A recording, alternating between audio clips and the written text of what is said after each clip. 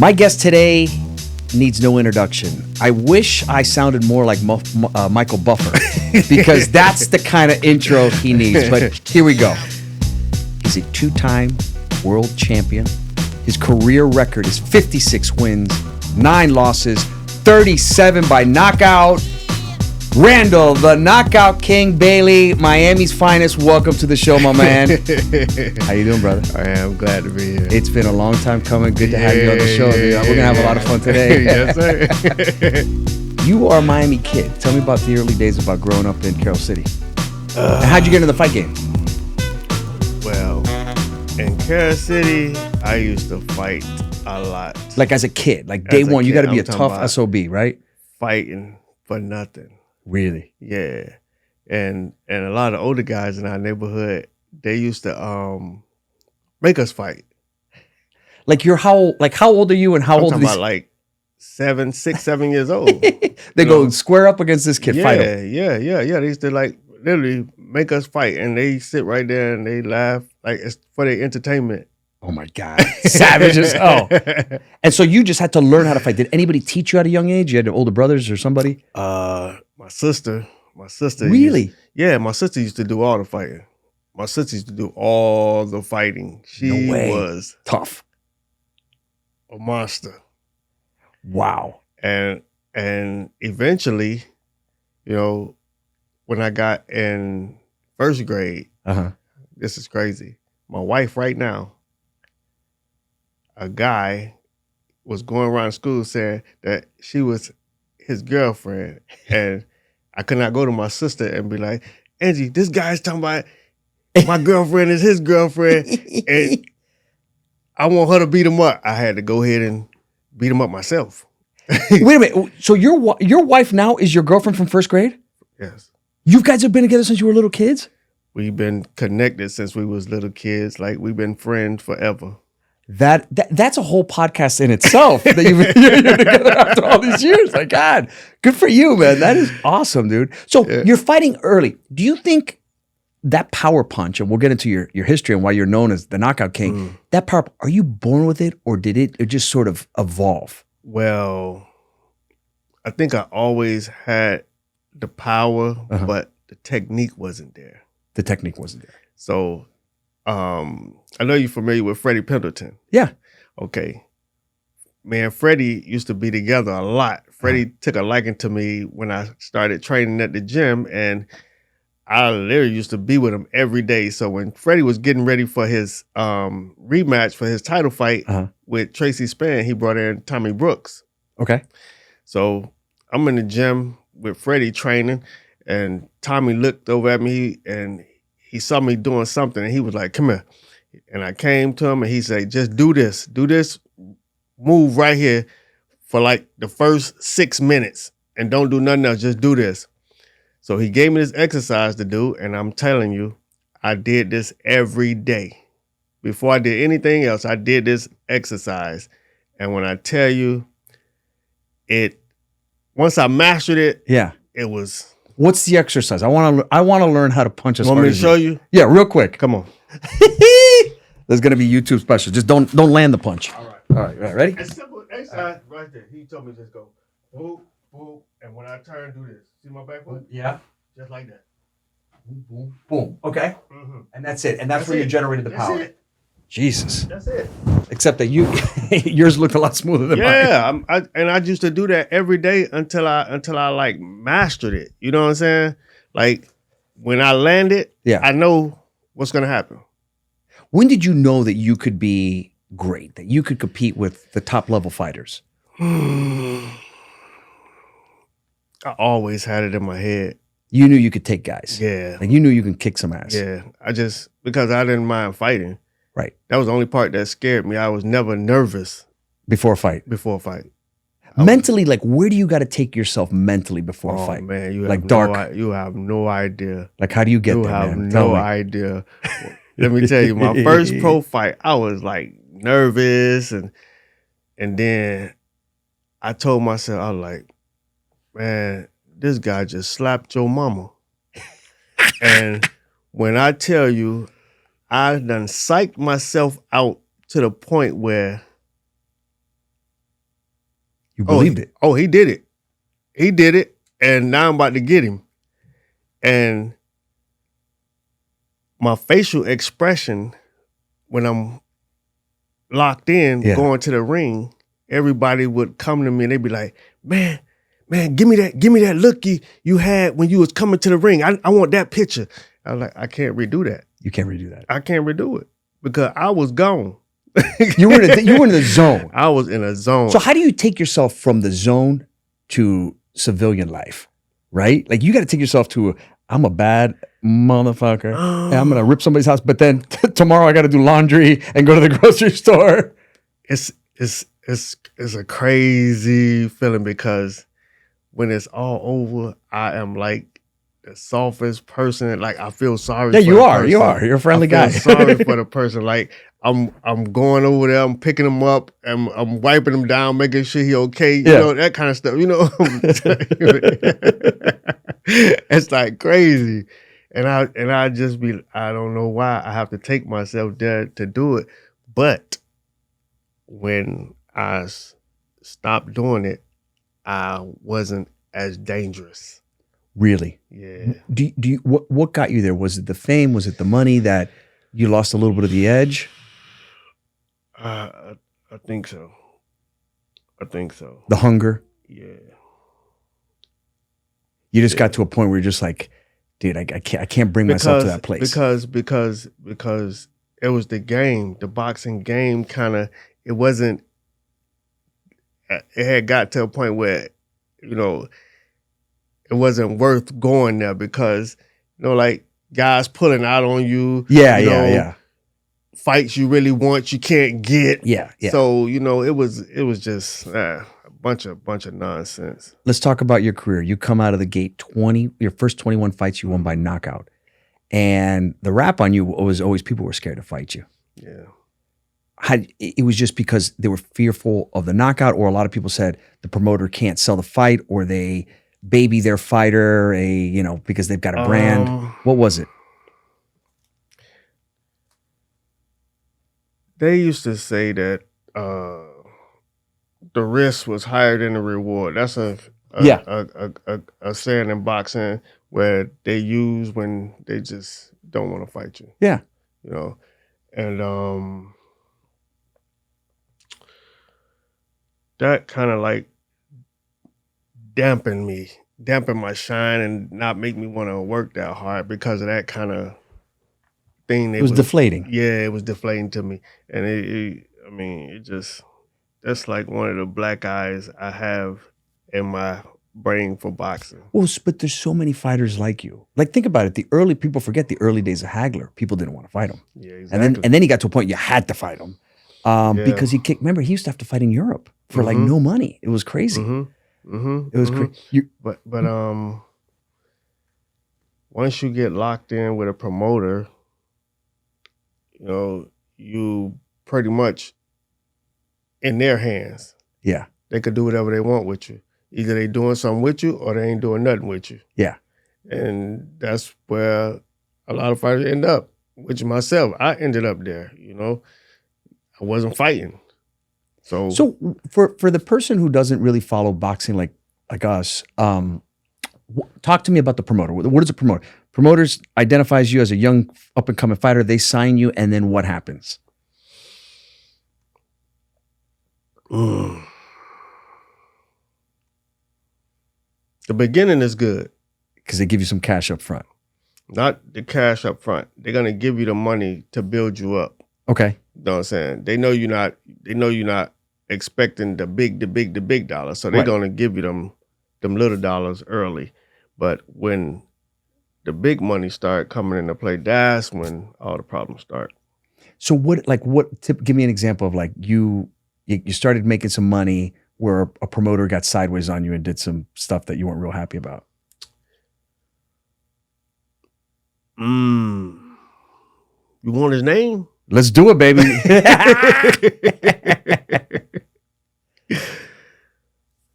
Okay. Let's say this.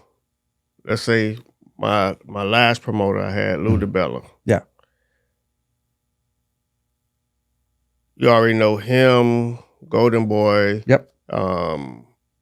Mayweather's, all them, they in the same pocket together. Okay, because they're all HBO. They was all Al Heyman. All Heyman, correct. Everybody's Al Heyman. Yeah. So I get ready to fight. Normally, if you fighting on another promoter's undercard or on another promoter's card, your promoter is privy to a percentage of the money that you're making from that fight. Yeah. If all y'all is in cahoots together, you know, I mean, Yeah. You're all in bed together, right? what are we talking about? They don't have your best interest. That's they for don't sure. have the fighter's best interest, and that's what kind of fooled me over, because he took money from me. Yeah. And you already making money. That's crazy. You know, it's And they're taking what? 10%, 20%. What are they taking? 30% So they're taking 30% off the top. off the top. For doing nothing. You find out it's gone when you look at your paperwork. Wow. They don't come to you and say, well, you know, this is the way the splits are going to go. Da, da, da, da, da, da, da, da. Yeah. Nah, you're going to see it when you get your paperwork and they gone out the back door. And that's it. So you call, and then you're calling up. They're not taking your call. Oh, they ain't answering no calls. They ain't answering no calls. But I know where they live at. You know what? What's crazy is that I don't know how more of these promoters don't get the shit beat out of them, because there's the stories year after year. Because you done worked so hard to stay out of jail. Yeah. And now it's time to go. Nah, you ain't. Yeah, you gotta wear that. Now, you're the only fighter I know that has nice things to say about Don King. Why so? Because Don King is a real guy. Give me an example. He's gonna talk to you exactly like how we sitting here talking, right? Yeah. This is the kind of conversation he's gonna have with you. He's not gonna be trying to wiggle you. You know what I'm saying? Yeah. He's gonna talk to you straight up. And I mean, anything I ever asked him for, he gave to me. Really? Yeah. Anything I ever asked him for, he gave to me. So a man that I am, if I borrowed it, I'm gonna pay it back. And that's just what it is. A lot of these guys, they borrow money and think, oh, he gave me this. Right. No, the man wanted his money back. You're a grown man. You fighting, Yeah. you making money. If you borrow something, you pay it back. Yeah. It's not just what it is. So he's helping cash flow with fighters. Say, hey man, Don, I need $100,000. They run up Fighters, family members, fighters and their family members, girlfriends, living a lifestyle they really can't afford to live. Yeah. It costs. Now you're friends with, I'm sure, a ton of ex fighters. How many of those guys kept any of their money? You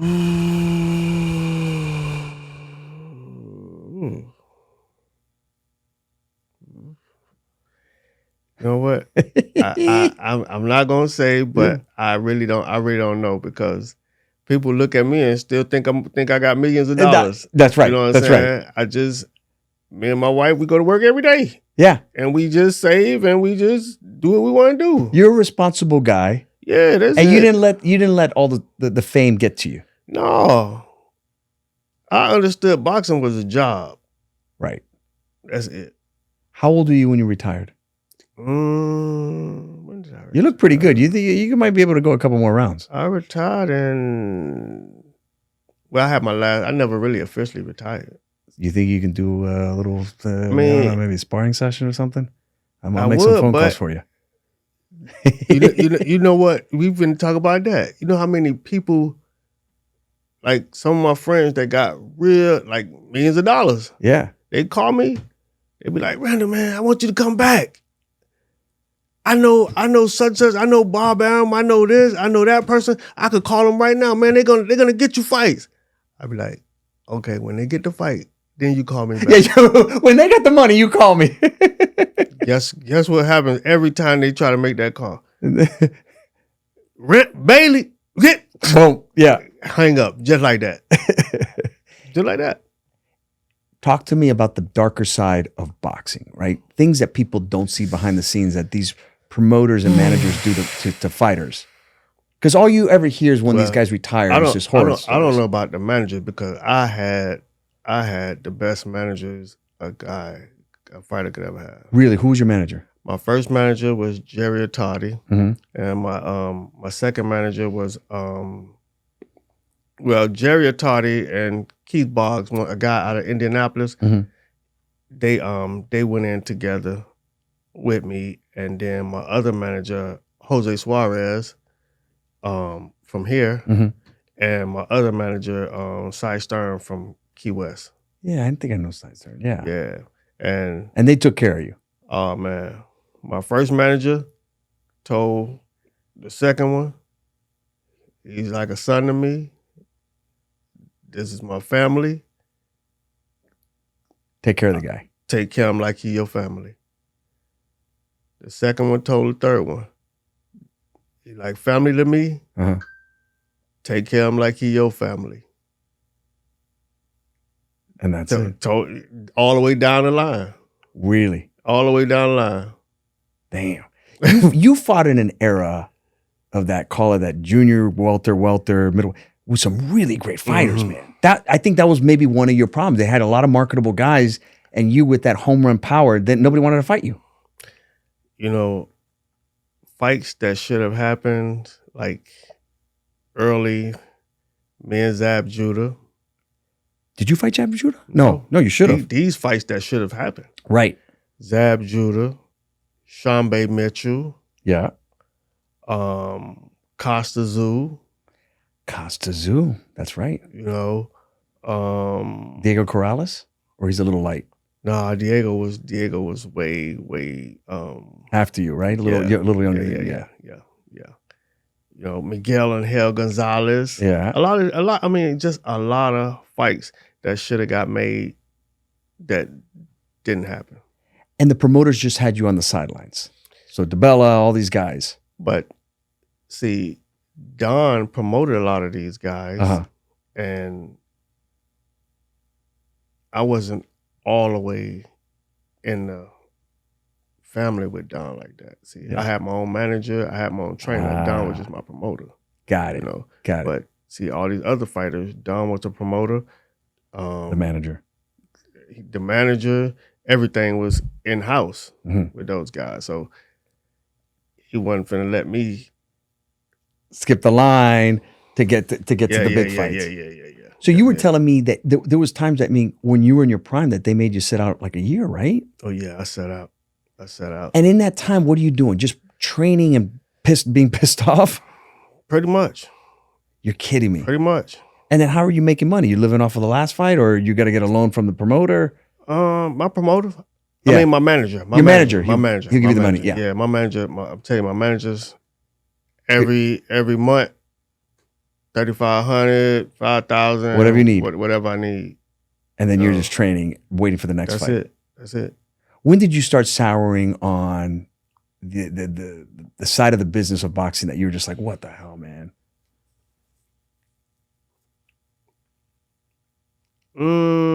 I've always, like, early on, I really was like, you know, because it's like, once you sign with a promoter, you're in the palm of their hand. Yeah. You know, and they're gonna move you like they want to move you. Yeah. You know? And it just, I don't know. It just got real bad. And I was just like, like I wasn't trained as hard as I know I could train. Right. You know, because if I beat the guy, I know what's next. They're not gonna let me fight this guy. Correct. You know? And it just got kind of bad. You guys got kind of in frustrated. Your prime, with it. Who was the one guy you wanted to fight? I wanted to fight Costa Zoo. He was a stud. And you know, his people, you know, because Don used to fly me out to all the fights in Vegas and stuff, and his people used to always be there. And they used to come up to me, and they was like, Randall, we like you. You know what I'm saying? They had they Russian accent. They like, we like you, Randall. But no Costa Zoo. Why? Because they knew you could bring it. I mean, that would have been a good fight. Would have been a great fight. Regardless. If who won, who win, lose, or draw, that would have been a good fight. But they was like, nah, never gonna let me fight him. Sheesh. Mike Jones, you won the title against him, right? Mm-hmm. Vacant belt. You were down in the fight, and then you came back. What was that like? Man, that was the worst. That was the worst training camp I ever had in my life. How come? Just everything was bad. Really? Oh yeah, everything was bad. The training was bad. You know, it was just, and I wanted to fight so bad, and it's like I used to literally be like just out of it. You know what I'm saying? Cause everything, the whole training camp was bad. I had my my man Chico bring all my equipment to my house so I could train in the garage. Cause me and my trainer, we just wasn't clicking. You know, I would go to the gym and he'd be like, get in the ring and shadow box. And I'd be like, okay, I shadow box, then what's next? What we gonna do? We're gonna all right, go on the bag. I'm like, nah, we need to be getting into it, you know? And it just, I would pack up my bags and just leave, go home. And this was like getting ready for the Mike Jones fight. Yeah. We got this is a big deal. This is my last shot. Yeah. And I didn't know how I was going to win that fight. But God said, just do what I want you to do. And only thing he asked me to do was not have sex. Because I give myself 2-3 weeks. So that's a real thing with fighters. Yeah. Really? Yeah. I went like, I would have to say probably like 3 months and a half. So you were like a bull going in there, man. Ain't touch nothing. But I knew that if I hit him, I was gonna knock him out. Right. You know. And I remember in the fight, my trainer was getting frustrated because he telling me to do stuff that he ain't trained me to do. Yeah. You know? And I remember him getting out the ring, and my man getting in the ring, Chico Rivas, got in the ring, and he stopped pushing. He started giving me the business. Giving it to me raw. And I remember just going out there in the 10th round, and he stood still long enough for me to crank that right hand down the pipe on him and dropped him. And that was it. And lights out. He got up. No, he got up. And while we sitting in the corner, I'm looking at him, and I know his trainer, real arrogant guy. Yeah. And I knew they was gonna try to send him back out there at me to take the lead again. Yeah. So I baited him, and I go out there, I throw a crazy right hand at him, and he did exactly what I thought he would do. Block it, pow. So he come back and he throwing his jab like this, because he trying to tuck his chin inside. So I let him come in like probably 2 times, and then that 3rd time he came in, I just stepped to the side, and finished him off just like that. And then you were champ. He was open all the way. Cause I seen he was doing this. So when I threw that punch, it came right up under here, just like this. Lights out. Knockout time. Over. Then you're the champion. What does that feel like? You finally won that belt. All those hard years, all that road work. The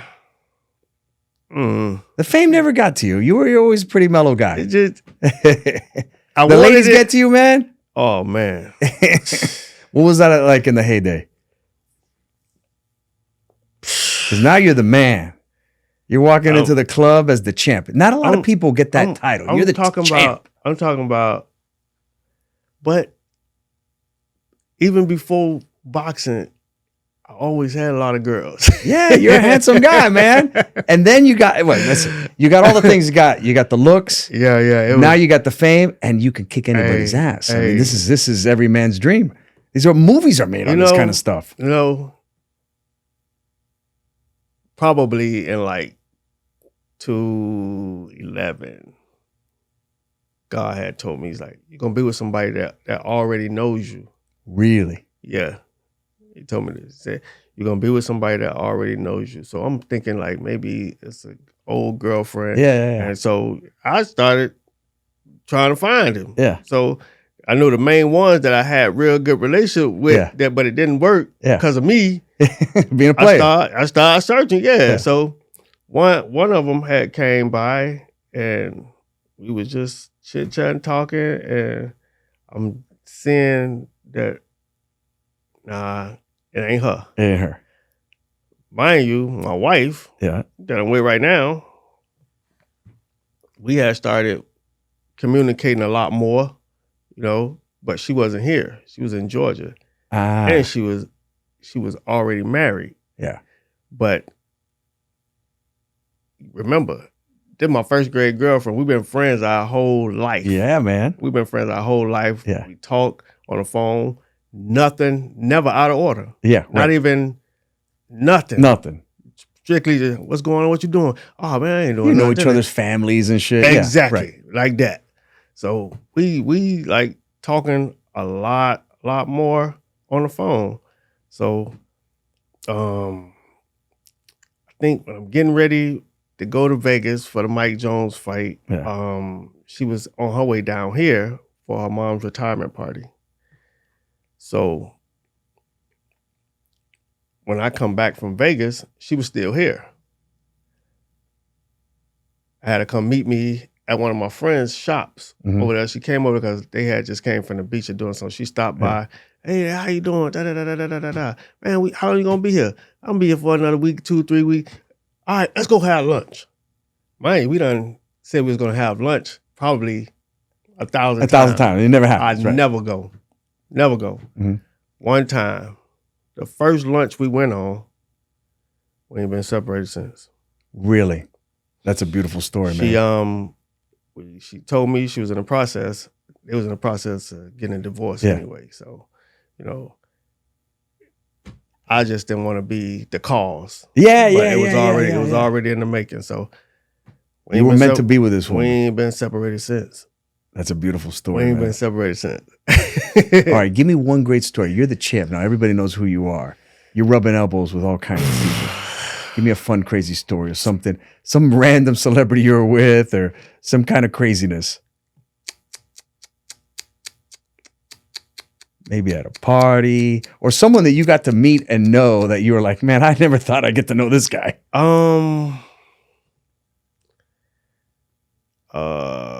Tony Tucker. Yeah. Michael Moore. I mean, these guys are like family. Really? Like family. Psychic story, you have to. The producer's telling me the psychic story. Tell me wait, Michael Moore, the boxer, right? Yeah, he was champion. Foreman beat him. All right, give me the psychic story. Let me hear this thing quickly. It must be good because you're cracking up. Okay, here we go. The psychic. I'm at Hooters. If the story starts off with the psychic and Hooters, it's a good story. I'm at Hooters and I'm having some drinks and I'm getting some food. So I leave Hooters and it's a psychic right next door. So I say, let me go in and see, get my palms read. Might as well. I've been always like kind of weary about it. Let me go. So I go in and the girl, I mean, she's hot. Yeah. Real hot. Real hot. And she tell me, come sit down. I come sit down. She start reading these cards and telling me that somebody done put a curse on me. What? Yeah. She told me somebody done put a curse on me and this and that and that. She said, if you really want to know who got this curse on you, you got to go and get some amount of money. Of course. Yeah. And remind you, she is hot. She is hot. She is hot. So what I do, I go get the money. Go home, grab about $5,000, come back. Oh, $5,000. That's a big. Yeah. I go ahead and get about $5,000. I come back. She didn't think I was gonna come back. But I came back. So she's like, oh yeah, come on. So she rubbing this money all over me. She rubbing this money all over me. Oh, oh, this money shouldn't mean nothing to you to find out who got this curse on you. All this nonsense she telling me. This money shouldn't mean nothing to you. Are you really want to find out who got this curse on you? Just rubbing the money all on me. And I told her, I was like, if you ain't coming out of them clothes, you ain't getting none of this money.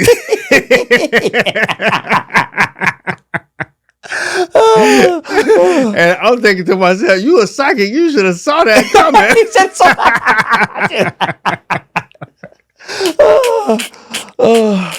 Oh my God. She saw your hand, man. She saw the $1 million hands, baby. Hey, she wasn't that good. She wasn't that good. She wasn't much of a psychic. Oh man, she was all over me. Of course she was. Man, handsome, famous man like you. That was too funny. That was too funny. That's crazy, man. That's good shit. So Michael Moore's your guy, man. So he champ. People who know it, he was light heavy, goes to heavyweight, wins heavyweight championship. Ended up losing to a Foreman. But good dude. Man, the best. Yeah. The best. He was a great fighter, man. Yeah, man. Left-hander, right? Mm-hmm. Yeah. Left-hander, won a fucking ton of fights. I think he was an Olympian, wasn't he? I don't know if he was. Yeah, I think so. Yeah. I think so. But we had got together back in 2004, and we've been buddies ever since. I've been buddies ever since. Now, did you fight under, like, because he was an Aram guy, right? Wasn't he a top rank guy? I don't know if he was. He might have been a Don King I guy. can't remember. I know he got with King for a little while. Yeah. Did you fight for under Aram, any of his promotions? Yeah, when I fought Mike Jones. Oh, okay. Mm-hmm. Yeah, because that was their card. I remember Pacquiao fought the main event that night.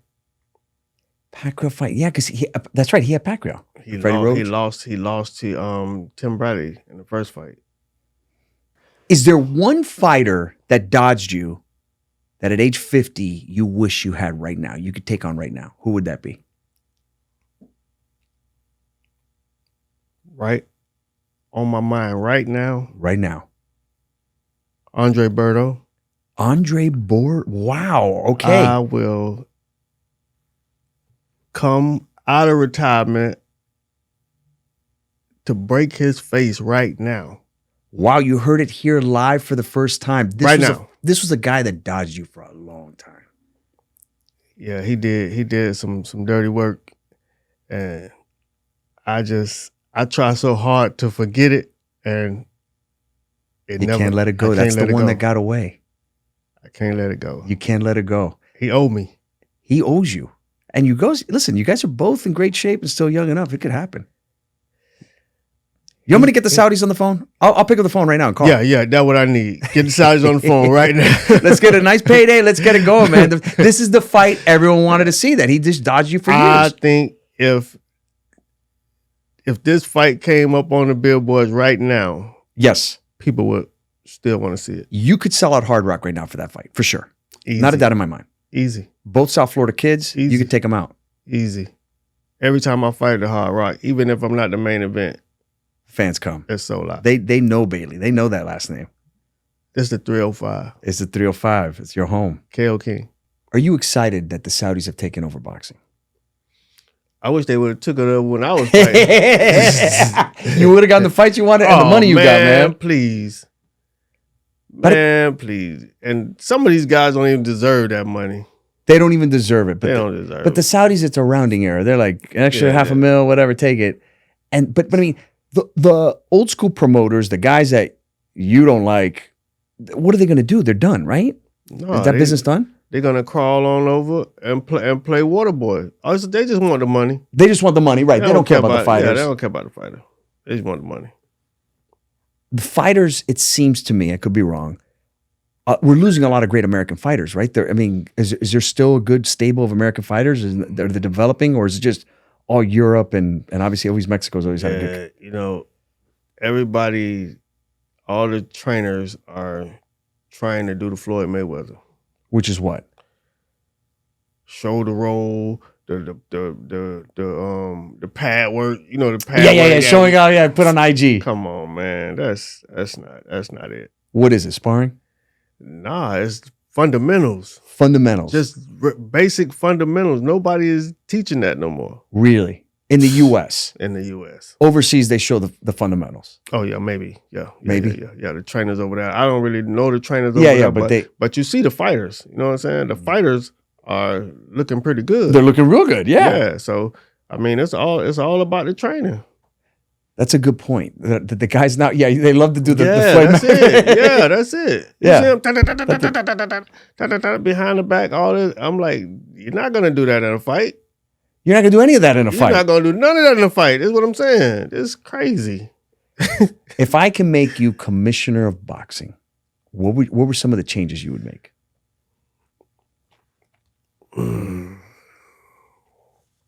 As far as anything, I make you the king of boxing, and you can make all the rules, regulation, make fights happen, whatever you want.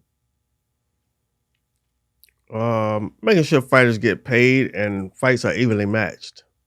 Why you don't think? Well, they've always been sort of the guys who set up the fights. It's to promote and inflate your record. Yeah. But still, it's a building process, and once you done got there, ain't no need for you to be fighting guys you know you got way more experience than that. Most likely gonna get hurt. Yeah. You know. Well, I think you and I were talking earlier. One of the things I think the UFC has normalized a little bit is losing. In that you can be a great fighter, you can have a couple losses on you, but you could still bring it and revive your career. Yeah, and that's happened with a lot of UFC fighters. I think that hopefully that happens with boxing because they're so protective of their record.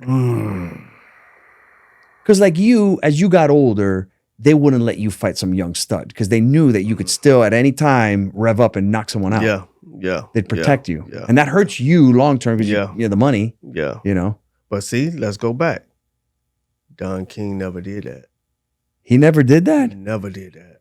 He would let the guys fight. He let the guys fight. Especially if you talking about you want some money. Yeah. Okay, you're gonna fight. Really? Yeah. Look at some of the older fighters Don had. Look at the heavyweight Ray Austin. Yeah. Ray Austin was still fighting at the Hard Rock on Don King card and still winning eliminators. He was about 40-something. Still fighting. Still fighting. Damn. You know what I'm saying? Don could have easily said, man, you too old, man. I ain't putting you in with nobody. But he could find a card, sell it, and put you right in there. And guess what you're doing? You're feeding your family. You're feeding your family. Did you ever take a last-minute fight? They call you up, Randall, man. I need you. Somebody got hurt. Yeah. And at that point, your price goes up because you're not training or... My first world title fight. Was a last-minute call-in? 2 weeks. 2 weeks? Yeah. And were you in shape? Yeah. You were always in shape? Yeah. So you got in there... First round knockout. No shit. I didn't know that. Yeah. Wow. 41 seconds. You went, bah! The champion. Wow. That's crazy, man. 2 week notice. What when you were a fighter come out, what was the least amount of money you made on a fight? Like you stepped in the ring for how much? My first professional fight, I made $250. $250? $250. And your best fight, what was it? $500,000. Yeah, because you were a guy that everybody dodged you, man. That's the problem. Yeah. $250. Holy shit. $250. You were hungry, man. You wanted to fucking, you wanted that. Yeah, I leave there. And a couple of days later, my friend had called me at the club, say, man, come spar this guy over here for me. I go over there, I make more money at the club than I did in the goddamn old fight. Yeah, because they pay you for sparring sessions. Yeah, my man used to pay me about $300, $400 sometimes. Really? Yeah. Damn. You can go back in time to talk to your younger self. Right before that first fight, what advice would you give? Save every penny. Save every penny. Every penny. Why? Because you were living the life when you started making that cash. Because you were giving psychics $5,000. Exactly. If I would have knew that me and my wife was gonna be together right now, I would have saved every penny. You would have saved every penny. Been responsible. Every penny. Okay. What give me like some examples of ridiculous things that you bought when you got the money. Okay, I mean, you got to buy some ice, some cars. What do you got? Nah, No? I was never really into cars and Really? being flashy with No. all that. You know what? I used to do a lot of clubs, going out, like, and I help a lot of people. Help a lot of people. Yeah, man. I get Like, it. I be riding down the street, I see a kid in the street, you know what I'm saying? Yeah. I'll pull off. Come on, let's go. What you need? I need some shoes for school. Yeah. I take them over to Cool J's, Yeah. get them a couple pair of shoes, and like that. And like that. Just like that. That was it. So what do you do now, man? Like what you live in Georgia? Mm-hmm. And I'm driving trucks for this bio company, man. Now, does this company know who you are? Yeah. I would hate to be like there's an HR situation and you got to call Randall Bailey into your office. Oh no. We cool. They're cool. They love Yeah. you. It's all good. Yeah. Everything good out there. That's good, man. So you wrote a book. Mhm. Tell me about the book. Becoming King. It's just a little backstory on how I started, my sisters, my brothers, just my family. Yeah. You know. And what kind of drove me to be where I'm at right now. You know, everybody think it's the boxing and this and that, but I don't think it. I think boxing played a real part in me being where I'm at right now, trying to be the best husband I could be to my wife and my family, being a good man. That's it. Would you recommend a young guy getting into boxing? No. Why? It's brutal. Not because it's brutal, because it got to be something you want to do. Because you know, if it's not what you want to do, you're gonna get hurt. You're gonna get hurt. You have to want to do this and be 100% with this, because it's dangerous. Yeah, man, you could do some serious damage. I mean, I went back and I looked at like the first 10 guys I fought. Yeah. And these guys were opponents that this is how they make their living. Right. They retired. Really? Retired. Done. They can't take it anymore. Done. After fighting me, they thought, so this ain't what this supposed to be. People aren't supposed to hit that hard. Who hit you the hardest that you were like, fuck? I never got hit hard in a fight. I got hit hard in sparring. Really? Yeah.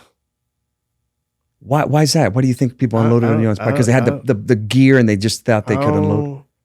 I never got hit hard in a fight where I was like, damn, that hurt. That hurt. Sparring, yeah. But sparring, I was sparring this guy, Richard Gutierrez. Okay. Man, this guy hit hard. Really? Like, yeah, man. And after I felt how hard he hit, I always wanted to spar with him. Because it prepared you. It prepared me. Really? I had to move. And he had me boxing and moving, and I knew if he throw one punch, yeah, I'm finna come back with 2 or 3 of them. That's how hard he was. What was his career like?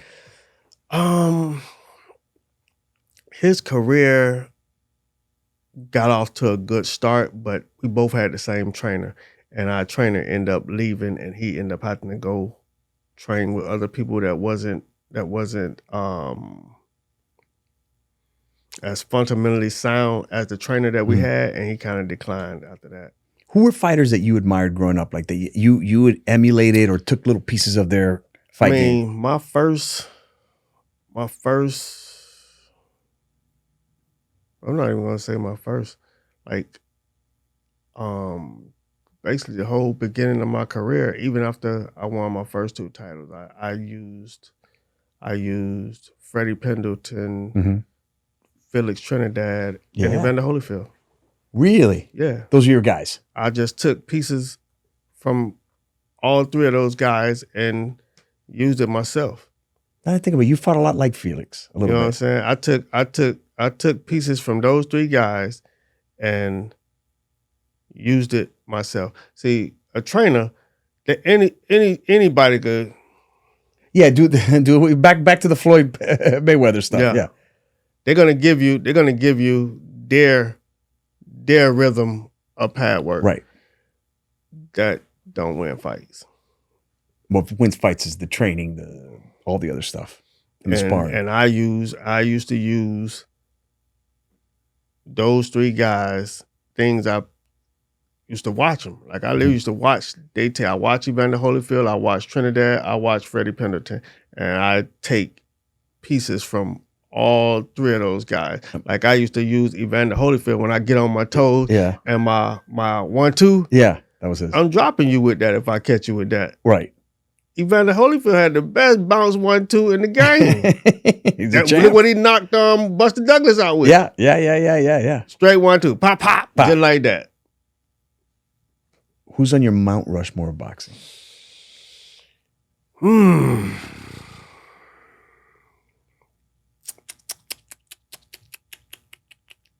How many I get? 4 or 5? You get 4. 4?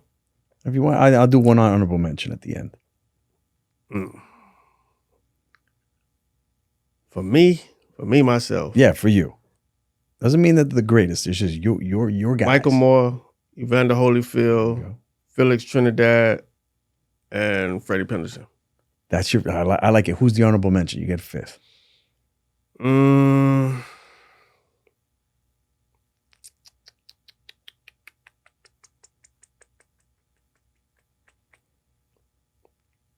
I'm trying to think of the guys I can touch. Yeah, because I can't be a fan of you if I can't talk to you. Yeah. These are your guys. You're friends with these guys. Yeah. Oh, let me see. Jose Roberto. There you go. Those are your guys. That's your crew. Who wins in a fight in their prime? Muhammad Ali or Mike Tyson? Muhammad Ali. I think so too. Yeah. What's it like to walk into a room, even at this age, and know that you can kick everybody's ass? That's got to be pretty cool. That no one's gonna fuck with you. Well, the thing is, you come across as such a nice guy. I never. You don't even think about it. Mm-mm. But that's kind of a cool power. That's the power that you don't think about it. I'd be thinking about it all the time. But I always wish somebody would. Yeah, because you're a normal dude. You're you're in good shape, but you're a normal dude. And I mean, some guy one day is gonna make the wrong. They're like, this guy's a normal size guy. They have. I done had to put hands on a couple guys. Oh my God, that did not go well. But then again, I know what I could do. They don't know. No, that's the problem. Or they know, but they think I ain't got it no more. Oh, so they knew, and they thought, 50-year-old Randall, I'm going to bring it. Yeah. Little do they know. Yeah. Damn, that's good stuff. What's the most satisfying punch you ever landed? Where you're like, that was a good one. The best one. I think when I did this. When I put the ring on my wife's finger. That's a good way to end it, man. Where can people find out about you, follow you on social media? You're a trip, dude. Your wife's going to like hearing that one. Yeah, I got my Facebook, got my IG. Everything is Randall Bailey. Do you do the bags on Facebook, the Mayweather bags? No. I better not see you do that. I want to see you doing old school. Push-ups, sit-ups. That's it. That's it. What's your favorite boxing movie, by the way? My favorite boxing movie? Yeah. Oh, Rocky. It's got to be Rocky, right? It's got to be Rocky. I watch all of them. I can watch any boxing movie. I think the first one is my favorite one. I still get chills. You know what I'm saying? Yeah, man. Yeah, that's like the best one. That's the total best one. All right. Any other crazy stories you want to share about boxing days? Things that you did that were wild. The training, the determination, the journey. Things that you want your fans to know about you. The Knockout King, Randall Bailey. Oh, this is crazy. and my friends, me, Raul, Frank, just some fighters, all fighters. We all hanging out one night, and we at the club. I mean, everybody getting. What club is this? We was at, matter of fact, we was at VIP. Oh, of course. Of course. All right. And everybody getting towed up. Yeah. You know, and we get back to the room. I mean, it was late. It had to be like around about 3:30, 4 o'clock in the morning. We get back. And we got to go to the gym tomorrow. Oh. And it's a sparring day. Oh. And they done up. Mhm. They done. Yeah. I get to the gym and I done did like 8 rounds. Like I've been sleeping all night, and they looking at me like, "How you did that?" Yeah. They asking me how did I How can you do that? go all night, Yeah. and then come in the gym and do like, man, this is easy.